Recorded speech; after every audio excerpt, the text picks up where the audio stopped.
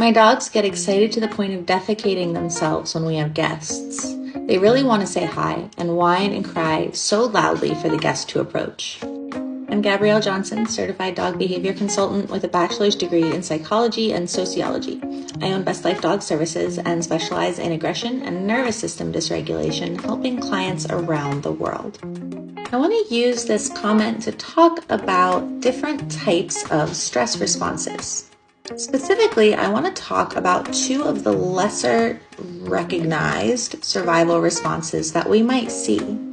So this isn't a direct commentary on this commenter's dogs because I haven't done a functional analysis on these dogs, meaning I haven't dug deep and gathered enough information to determine the function of their behavior.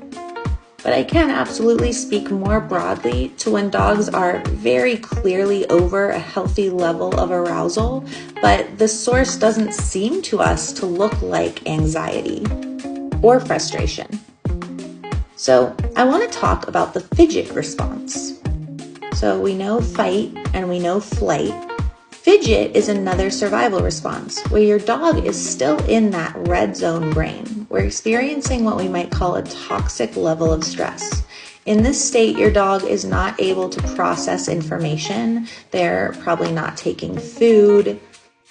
So if you scatter the food on the ground, not only are they not eating it, but they probably can't even smell it. You can't hear their name. And you're likely to see a lot of fidgety behaviors here. That's why it's called the fidget response, right? And so in the contexts of guests or people, I often see this look like a lot of jumping on and licking. You're also going to notice a lot of stress signals. So maybe those lips are pulled back long, maybe there are tension ridges on the forehead, maybe the pupils are dilated, the face is tense, you can see the whites of the eyes. And a lot of people do mistake this response as their dog being really happy or really excited, especially I think in the context of like jumping on people and licking people where like, look, they're giving kisses. And if the dog does like people, it can be especially confusing. Like, why are you having such an intense response if it isn't positive when you love people?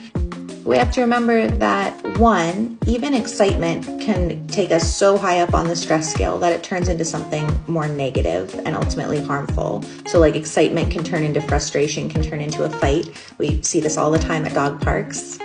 Or dogs can have conflicting emotions. So they might be very excited, but also very uncertain, very excited and frustrated and anxious. And they might have some big dysregulation going on where they just can't emotionally regulate.